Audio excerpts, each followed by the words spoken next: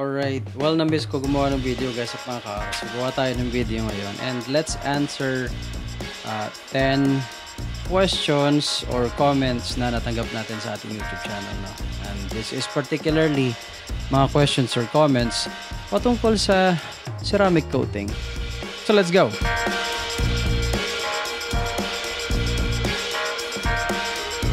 Hey, what's up guys? What's up mga ka-araw? Welcome back sa ating YouTube channel.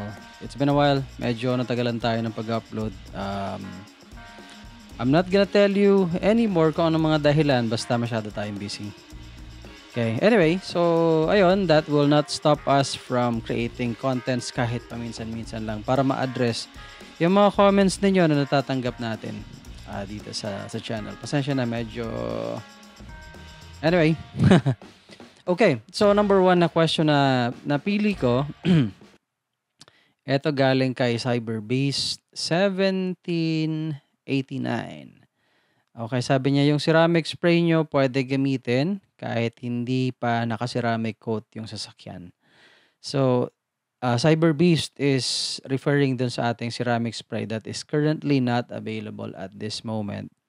Sold out, hindi ko in-expect na ganun siya tatanggapin ng tao. After ng order, hindi ko na-anticipate na maubos siya kaagad. So, unfortunately, na-sell out siya. Pero may parating tayong or magre-restock tayo in the next few days. Hopefully not weeks.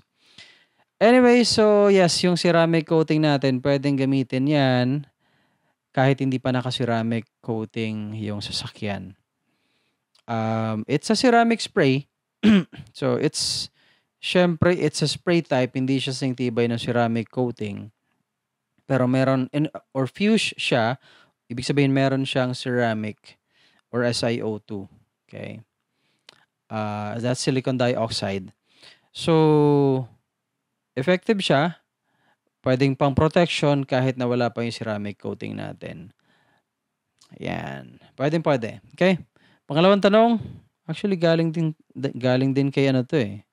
Ibang video pero pinost niya. Mukhang nag-binge watch siya sa atin sa ibang mga videos natin or sa channel natin, nag-binge watch siya. Sabi niya, boss, ilang days para mag-reapply. Pag nag-apply na nito, need pa ba i-turtle wax or any wax? Ito na lang gagamitin para pa-re-upload ng link ng ma-access sa Shopee. Pasensya na.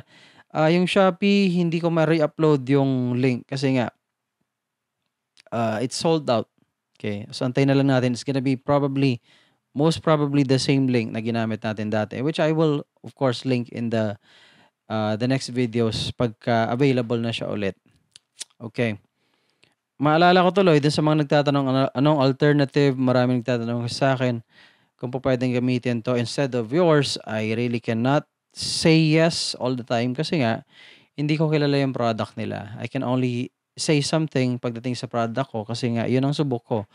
And as I said before, lagi kong chine-check or bago ako mag-release ng isang product, I make it a point na it's effective and magagamit nyo na maayos. And kumbinsido ako na okay siya.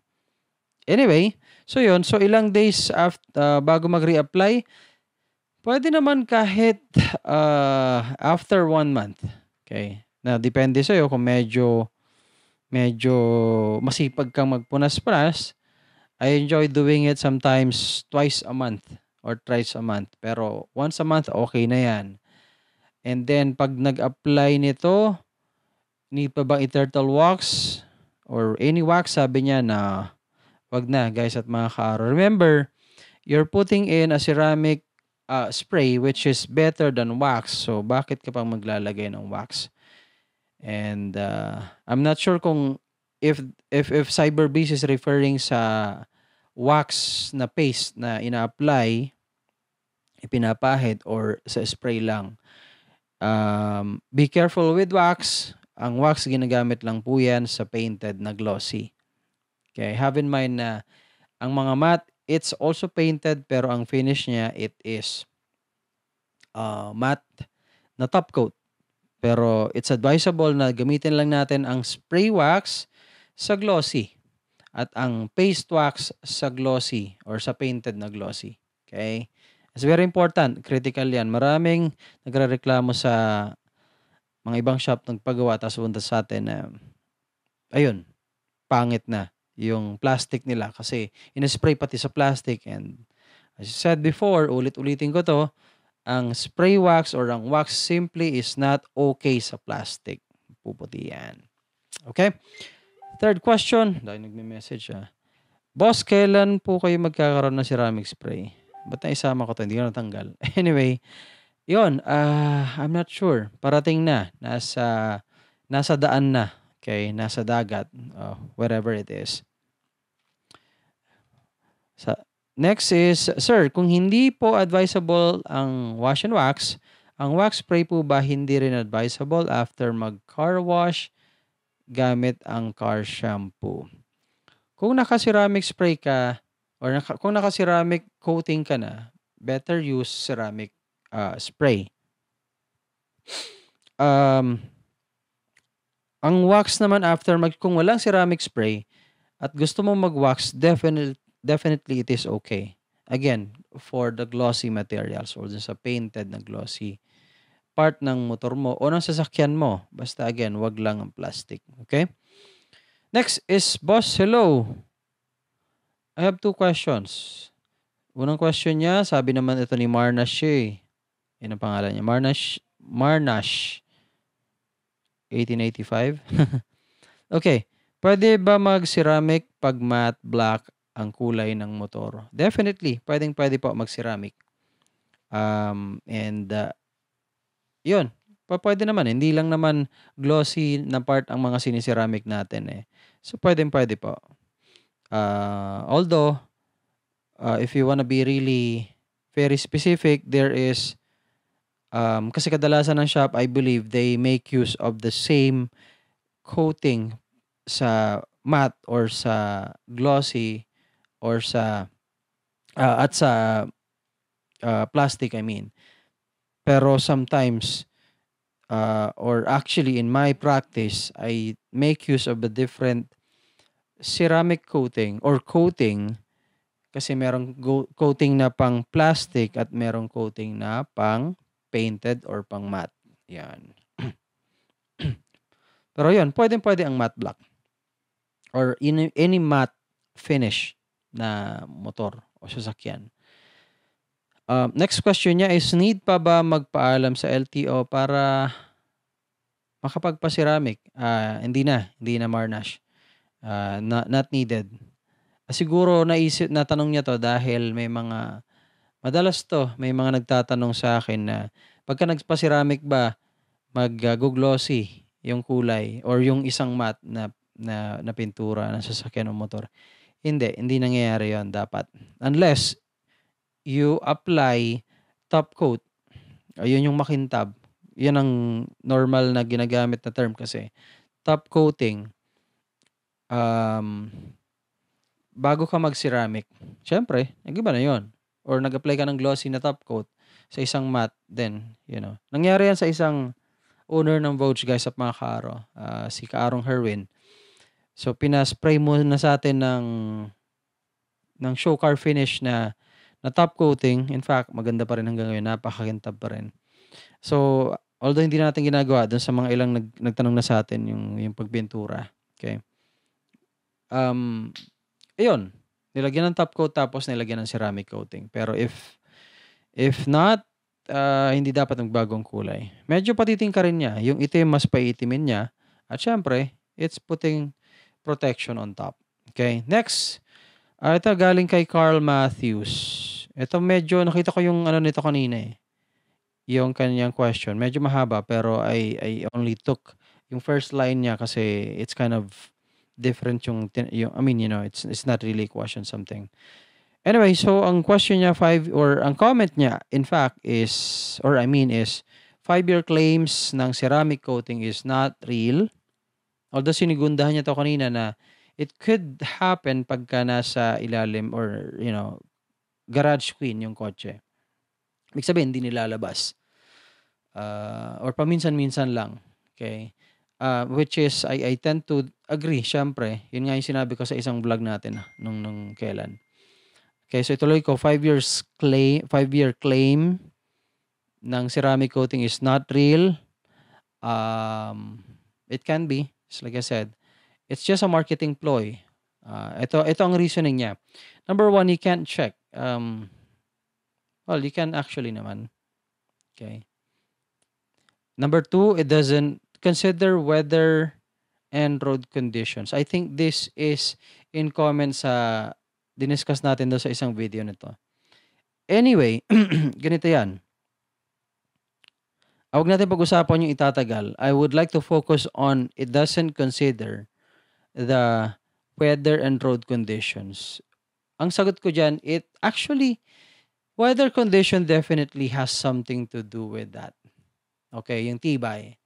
I'm not questioning yung tigas ng ceramic coating itself. But most of the time, the scenario ay ganito. Yung mga customer magrereklamo na, hindi naman tumagal yung ceramic coating ng 5 taon, ng 4 taon o 3 taon. Bakit? Okay. Dahil sa eto ang nangyayari. At actually kadalasan, yung kotse or yung motor lagi nakapark sa arawan, mainit, sometimes umuulan, maalikabok, at anong nangyayari pagka-expose yan sa lahat ng mga bagay na to? Syempre, di ba? Mas madaling didikit. It's like our skin. That's an analogy. Kumbaga, pagka ito exposed sa labas, ang tendency, madudumihan. In this case, pagka ito exposed, lalong-lalo na pag hindi nalilinisan, parang tao, nagkakalibag.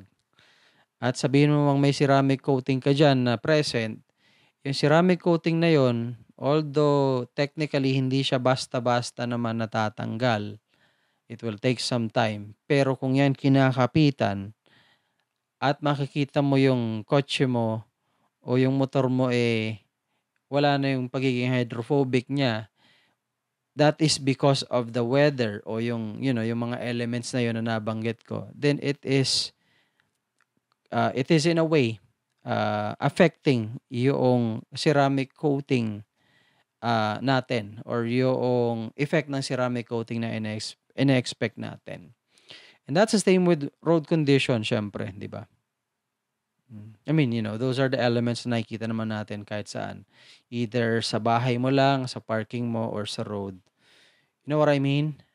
Syempre, sa road, mas marami. Kasi nga, hindi mo alam ang mga pwedeng tumatalsik sa'yo, oil, whatever, those kind of things. So, yun lang. Konting paliwanag lang para mas maintindihan nyo. Because, although maybe, Carl Matthews may ilang siyang point dito. Maybe he has been learning a lot of it. And let me know, Carl Matthews, kung ikaw ay nasa field ng paggawa ng ceramic coating. Para maintindihan ko pinanggagalingan mo. And this is maybe, yun ang, alam mo dahil yun ang natutunan mo na. Okay, anyway, it might be different sa mga nararanasan natin bilang detailer or bilang installer ng ceramic coating at may mga customer. Okay. Ayun, next question or comment sa akin po, sabi to ni Jason Dureza. Sa akin po, di ko alam, may gas-gas motor ko, then nagpa-ceramic coating ako, mas naging visible lalo ang gas-gas. Ang sabi sa akin, wag na daw ako gumamit ng rubbing compound. Pwede po ba yung polishing compound? Okay, ganito yung guys at mga kaaro. I'm not sure bakit hindi naayos yung gas-gas. Unang-una, depende sa gas-gas. Pagka ang gas-gas masyadong malalim, I will not tell you na mawawala yan pag ceramic coating. If ever may magsabi sa inyo na ang ceramic coating ay tatanggalin yung gas-gas, lalo pag malalim, then hindi totoo yun. Okay. Now, part of the ceramic coating services sa akin, and I would like to believe na sa ibang shop ganun din naman, is that you take out all yung mga light swirls, mga ganon. Okay? Unless gusto mo talagang gawing show car finish, pwede mo talagang papudpod yung top coat mo. Pero yun, part of it kasi tinatanggal yung mga maliliit na gas-gas as long as it's doable. Kumbaga, hindi maubos yung pintura mo, go lang, no? And hindi ko alam bakit di natanggal. maybe malalim. Pero kung malalim yan, ang remedyo dyan ay papa-repaint mo na lang. Ngayon, kung hindi naman malalim at pwedeng i-rubbing compound, I don't know kung kumusta ang pag-uusap niyo ng installer. Rubbing compound, nakakatanggal siya ng mga gasgas. Kung gagawin mo nga lang mag-isa at wala kang experience, baka magsisi ka pagka na pudpud yung pintura mo. And it happened to me nung nag-aaral pa ako ng craft na to. Naalala ko natanggalan talaga ng pintura yung kotse. So I ended up paying more than I got from the service. So ayun. Pero para sagutin, rubbing compound, pwede naman. Pwede din po ba yung polishing compound? Yeah, pwede. Actually, mas maganda yun kung gusto mong dahan-dahanin. Polishing compound na lang. Less aggressive lang siya. Hindi siya masyadong nakakatanggal ng gasgas. Pero kung gusto mong practicean, huwag mo lang masyado and dahan-dahan lang. Huwag nang gumamit ng machine. I would not recommend that for newbie na walang guidance. Okay, next question. Sabi ni Jonar Fajardo, Lods, pwede ba mag-ceramic coat sa Honda Beat kahit may mga sticker decals? Yun. Pwede naman, guys at mga kaaro. Okay. Kung magpapa-ceramic coating ka at if you don't mind paying for stickers, I think may nabibiling mga sticker naman ng Honda Beat. Tanggalin mo na lang bago mo i-ceramic coating. So, pag ceramic coating, lagyan mo ng bagong decals na lang. Para lahat ng surface. Kasi ang mahirap nun, pagka nag-ceramic coating ka, although pwede rin naman, pag nag-ceramic coating ka, pag tinanggal mo yung decals, pag tinanggal mo, pero pag hindi mo tinanggal din, okay lang. Pag tinanggal mo, makikita mo may part na hindi na ceramic coating at ayun, madidistinguish mo kung nasaan yung ceramic coating at hindi. Okay? Yun. Next question, sa kanya ulit to. Kaaro mo to, pwede po pala yun, actually follow-up question nyo to. Pwede po pala yun, bala ko, ako na lang maglagay kasi 6 month pa lang naman ng motor ko. Pwede po ba yun? Liha na lang 2,000 gamitin tapos pahiran ng wax. Okay. Ang tinatanong niya, kung siya na lang gagawa, tapos lilihain daw niya ng 2,000 gamitin. 2,000 grit, ibig sabihin yung pino na klase ng liha. For newbie, hindi ko siya maire-recommend dahil baka, lalo sa Honda Beat, ang balita ko hindi masyadong makapal ang, sa kotse nga, medyo delikado eh. Sa motor pa na, ang alam ko sa mga motor talaga manipis lang ang mga top coating nila at pintura nila. Kaya, delikado yan kahit na 2,000. Pero if you really like to, go ahead. Ang problema lang pagka nagliha ka kasi, kailangan mong i-buff ng machine kasi hindi kakayanin ng kamay. Mahihirapan ka. Siguro mga kalahating araw mong gagawin yan pagka magkakamay ka lang. Anyway, so pahiran ng wax at saka lagyan ng ceramic coating. Again, magkaiba po ang wax at ceramic coating. They're both form of protection na nilalagay sa pintura. Kung magsi-ceramic coating ka, ceramic coating na lang. Kung mag-wax ka, wax na lang. Pag naglagay ka ng wax at nilagyan mo ng ceramic coating after, wala yun, sayang lang. Okay? Ayun, next mga sir. Ang ceramic coating ay temporary lang. So, comment to ni Hiro Lumangla. Temporary lang daw. Ilang hugas lang mawawala na. Mas maganda pa din kung naka-PPF or paint protective film. Okay. Yeah. Siyempre, definitely, mas maganda ang PPF. Magkaiba nga lang sila, no? Ang ceramic coating, ayun, liquid siya na nagpo-form into something that's hard. It's glass. It has SiO2 na present sa buhangin na ginagawang baso, kaya glass coating ang tawag sa kanya. Tapos pero depende sa kung sinong gumawa, depende kung anong brand. Nagma-matter 'yon. Temporary lang, yes, kasi it will take some time. para tuluyan siyang mag-deteriorate. I'm not gonna say mawala. Nagde-deteriorate lang kasi nga siyempre ang ceramic coating ay nagagasgas din. That's why sabi ko 'to ilang beses, hindi naman siya invincible, okay. Tapos ilang hugas lang nawawala na, which that I am not agreeing, okay. Hindi siya nawawala ng ilang hugas lang. I'm not sure you're pertaining to 10 washes, kahit sa 10 washes hindi naman nawawala 'yan. It will take some time para and hindi nawawala siya tuluyan. Nagagasgas and 'pag nagagasgas siya para siyang nawawala sa paningin natin dahil hindi nawawala yung sheen or yung shine, okay, or yung gloss. Mas maganda 'pag naka-PPF, yes, definitely, oo, sabi ko nga PPF kasi ibang klase siya, okay. It's a film na nilalagay, may property siya na nagse-self-heal, ah, kaya kaya naman mas mahal siya. So, kung may budget mag-PPF ka, okay 'yun, ayan. So 'yun guys, sa mga karo, I guess that's it.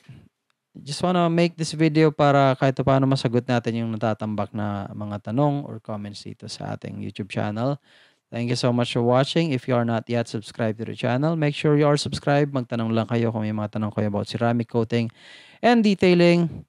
Pasensya na kung medyo natatagalan ng mga videos natin. As you know, super busy tayo sa mga ilang ginagawa natin. That is why, and I'd love to still answer your questions and comments. Kaya ako ginagawa naman ito. Anyway, that's it for this video guys. Sa mga kaaro, gabi na. I'm not sure what time you're watching this. Uh, drive safe and ride safe all the time. And until next time. Okay, bye for now.